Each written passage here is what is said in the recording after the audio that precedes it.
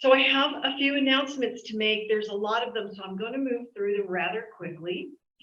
But I want to start out with some special services that are coming up because I want you to save the dates. We're very excited and we hope we get to see everyone there. The first one coming up is the celebratory service, and that is for Jim and I to have a chance to get to meet and know all of you. And it's kind of our official, here we are as the co-ministers of Unity of Charlotte. And so for that service, Lawrence, our board president, has done some amazing things. He's gotten us a place within the DoubleTree Suites on Carnegie, 6300 Carnegie Boulevard. This is Sunday, December 18th. The service will be at 11 a.m. So you even get to sleep in and then show up. So, and then there's going to be complimentary treats afterwards. And I know that Reverend Jim and I are really looking forward to this because we really want to get to meet you in person. So I hope all of those on Zoom, if you are able, you will come join us on December 18th. The next special service is the Christmas Eve candle lighting service. Because Christmas and New Year's Eve fall on Sundays, we're going to have services on the eves. So Christmas Eve will be a candle lighting service. It'll be held here in the evening. We'll give you more information about that. It'll be Christmas Eve, probably around 7. Then we're going to have for New Year's Eve, December 31st, the burning bowl and letter writing service. I imagine many of you have probably experienced these ceremonies. They're announcements of Christmas Eve service, burning bowl service on New Year's Eve, and then the Whitestone ceremony will follow on the next Sunday, which is January 8th. That will be back here at our regular January 6th. Okay, I've got the wrong, yeah, we'll get that all worked out.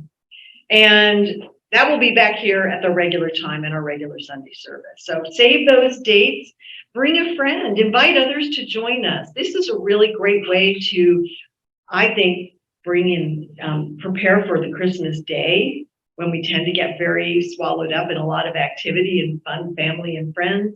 It's always good to start by remembering that we start in the heart. And then New Year's Eve, what a great way to bring in the new year, but coming together and doing that burning bowl. Just one more time, a reminder, no Sunday services, Christmas Day and New Year's Day. All right, let's move to our affirmation for our new meeting space. And please open your hearts and open your mind and use the power of your imagination as we begin to manifest together the next perfect place for us to meet. So together, reaffirm that we have a new home for Unity of Charlotte that fulfills every need for space and use in order to support and share a unified purpose to love, grow, and serve. And so it is. Wonderful. And now I'd like to invite Reverend Jim up to the platform for our message this Sunday.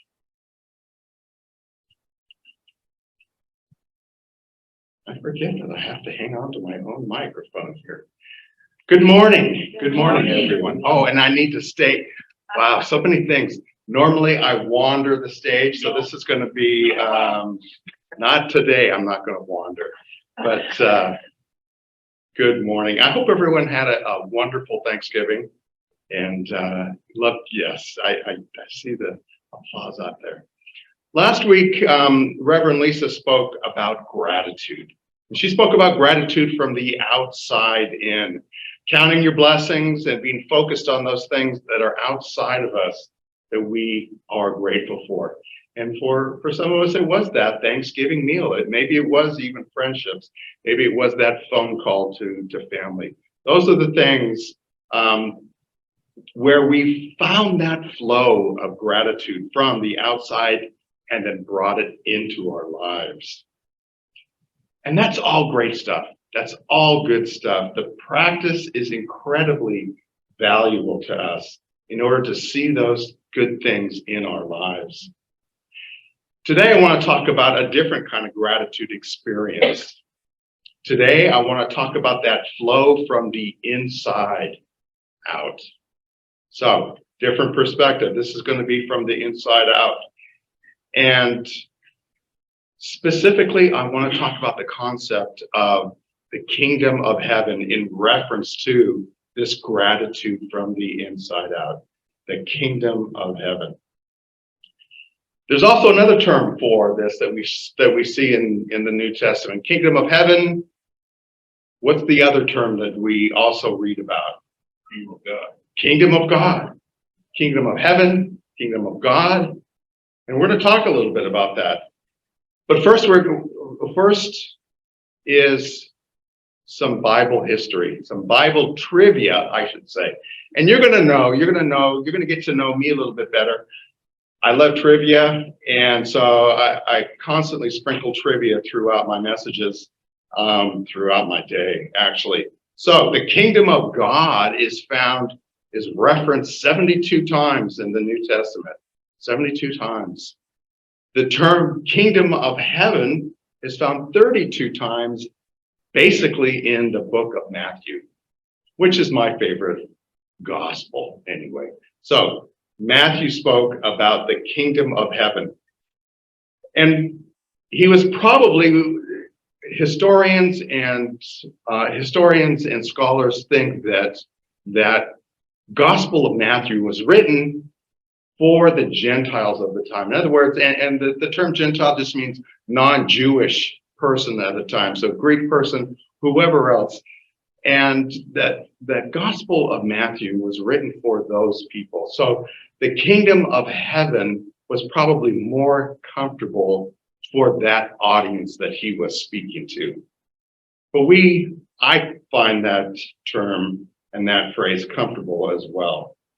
But kingdom of heaven, kingdom of God, scholars would tell us it's the same thing. So we're going to treat them as pretty much the same concept when we speak here today about that. But let's dissect a little bit that phrase, kingdom of heaven, kingdom of heaven. Now, all of the books of the New Testament were written in Greek. Aramaic was the spoken language at the time, but Greek was the written language.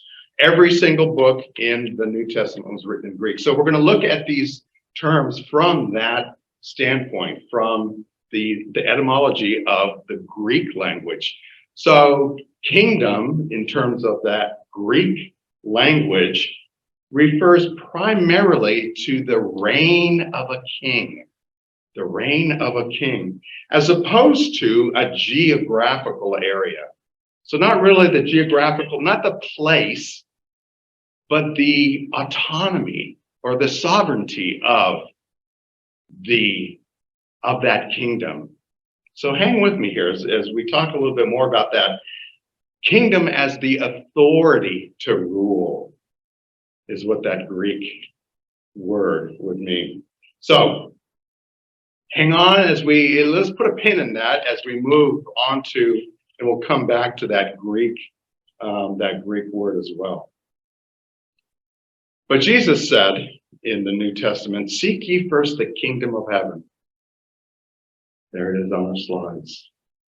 And all things will be added unto you. So remember, this is not a place, but a concept of dominion within our lives. The kingdom of heaven is that dominion within our own lives. But seek ye first this kingdom of God or kingdom of heaven, and everything else will be added unto you. Now, within unity teachings, the kingdom of heaven or kingdom of the heavens, as Charles Fillmore, who is our co-founder along with his wife Myrtle, would talk about, the kingdom of heavens, he calls it. This kingdom of heaven is that field of divine ideas within ourselves. Let me repeat that. It's that field of divine ideas that we tap into inside ourselves. You might even think it's in your heart space, maybe even. Those divine ideas. And it exists within us. So let me repeat that. The kingdom of heaven is that field of divine ideas that's within each and every one of us. It's not an exterior thing. It's within each and every one of us. So let's go back to that Greek etymology.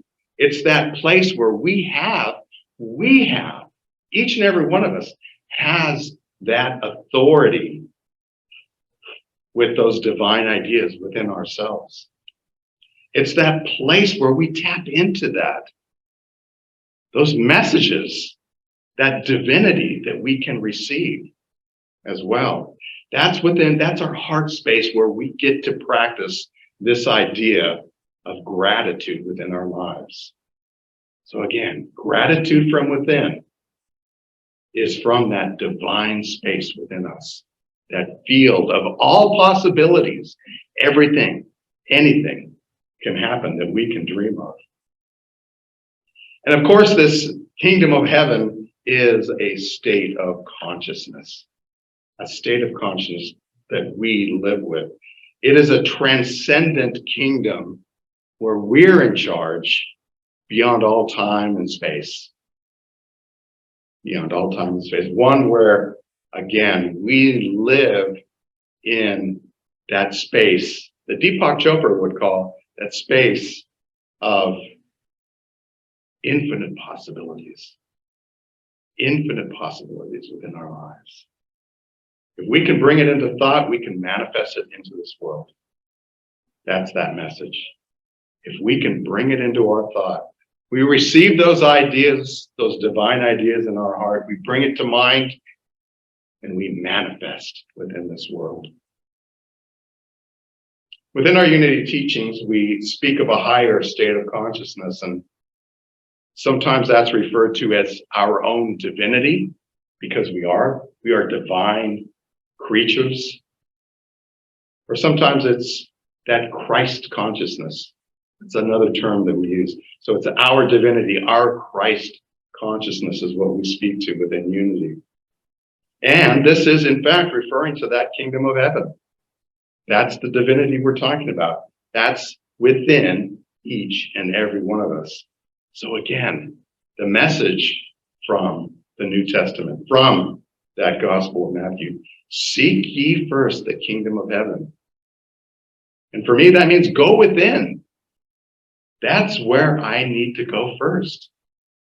And then everything else shows up. All the good shows up in my life from there. So back to gratitude. Back to gratitude and why it's important to understand that gratitude from the inside out. Everything that we manifest begins in this kingdom, what we're calling the kingdom of heaven. Everything manifests from that field of divine ideas that we have. And they're like seeds within think of them almost as a garden, seeds within our life. We plant those seeds. And with gratitude, we nurture and we energize that. We take care of those ideas that we've been given. We nurture them with gratitude. That's what we're doing from the inside out. That gratitude is nurturing those beautiful ideas that we have, and then they manifest into this physical plane of existence that we live in. So how do we get there? How do we live in this kingdom of heaven? This divine state of consciousness that we're speaking of. How do we make it? The question I always ask myself is, how do I make this concept, this idea that we're talking about, practical within my life? Right? Because if it's not practical, it's just a theory. And we also talk about the idea that unity, that this movement is practical Christianity as well. That's another phrase I love. Practical Christianity. So we learn these concepts, but what do we do? How do we put them into practice so that it shows up in our lives? So, gratitude from the inside out, practical Christianity. I'm asking you here and those out on Zoom, think about this as well. How do we put this into practice in our daily lives? Any ideas? Shout them out. Prayer. Prayer, absolutely. And what goes hand in hand with prayer? Meditation. Prayer and meditation. This is the practical way we move through gratitude from the inside out. Prayer is that idea within our lives where we're stating the truth as we know it. We're not begging, we're not beseeching a higher power, but we're stating what we know to be true. I affirm that this thing is true within my life. That is how we work prayer within our lives. Meditation, on the other hand, is a practice of going within. So prayer and meditation isn't exactly the same thing. Prayer is the affirming what I know to be true. Meditation, on the other hand, is that practice. It's a mechanism of going within. And we go within in order to touch the silence, to be in the silence. Because once we're in that silence, once we open our hearts, we can hear. We can listen to those divine ideas, and they show up and we recognize them. We all know people who speak and never listen, right? Just yak, yak, yak, yak, and they never even pause to listen. This is what meditation is. Meditation is the act of listening to the divine. And that's where we want to get. We use meditation, we enter into the silence, and we listen for those divine ideas. And we claim them to be true once we hear them. So again, prayer focuses on our intention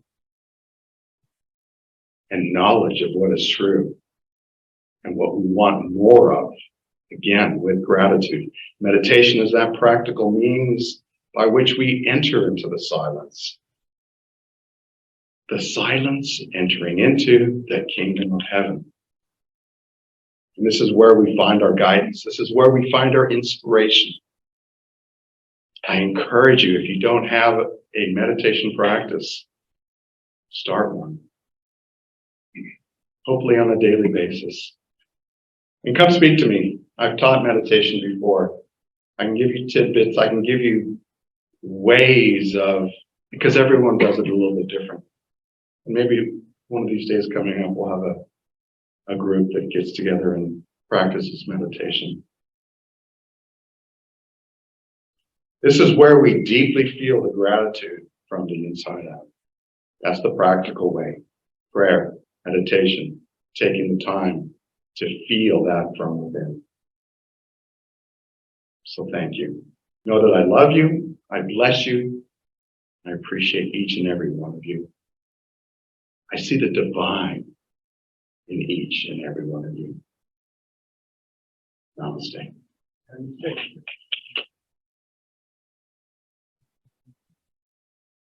Okay, so we move directly into meditation at this point. So I invite you to make yourself comfortable in this space. If you're at home, again, make yourself comfortable, feet on the ground. If you're sitting in a chair, find a space for your hands. Get comfortable. If it feels right, you can close your eyes.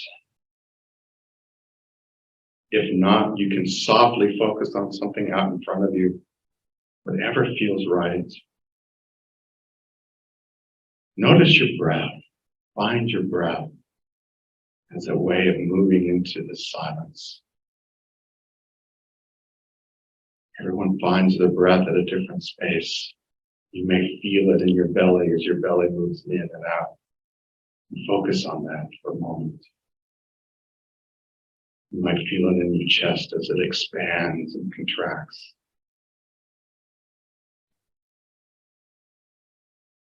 I feel that cool air enter through my nostrils.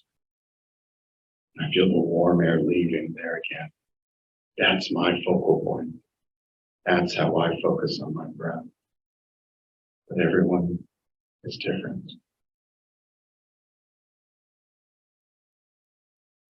And as we move within, each breath takes us a little deeper into this time.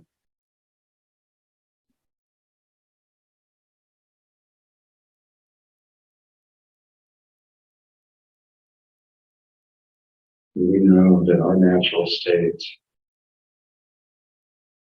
is one of hope, is one of faith as well.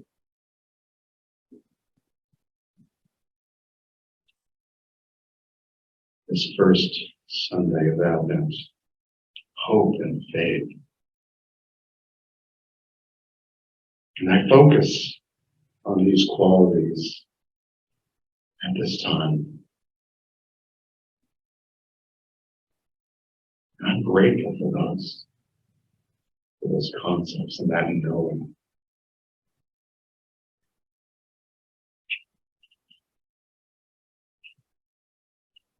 And as we hear that pitter patter of rain outside, we drop a little deeper into this meditation.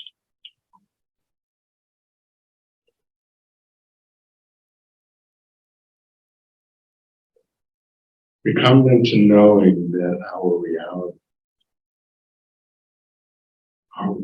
our reality is spiritual.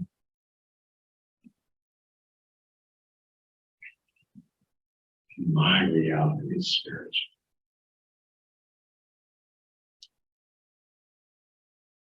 And this simple act of turning within, moving into that kingdom of heaven, makes all the difference in the world. Take up another breath. With that exhale, I move a little bit deeper into this time.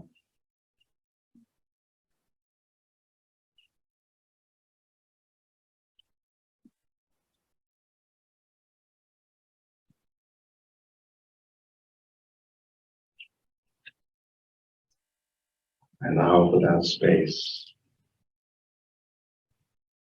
for the ability to drop down and feel that gratitude in my heart.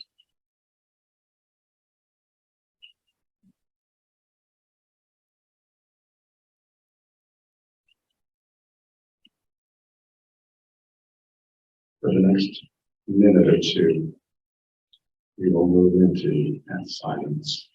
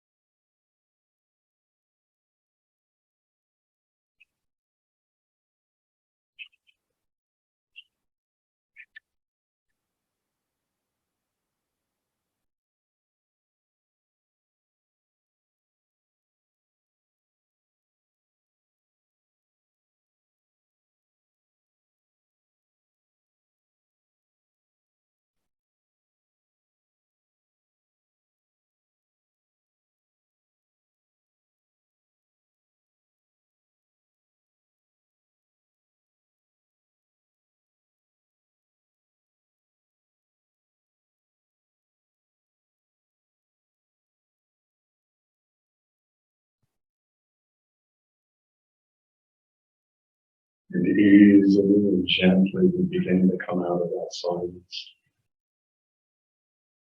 Maybe taking that deep breath in and letting it out. Become aware of the room. Open your eyes when you're ready. Feeling that blessing of the silence.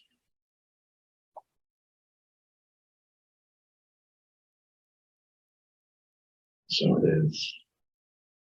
Namaste. And now we're going to move to our offertory time.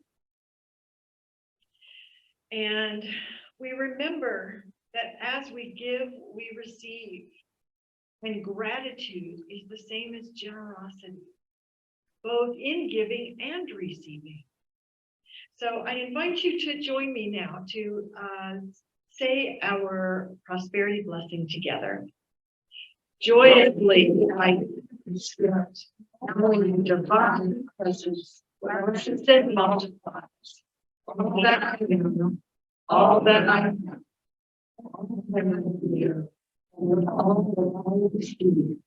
Like you, God, the light of life surrounds us. The love enfolds us. The power of God protects us. The presence of God watches over us. When we belong.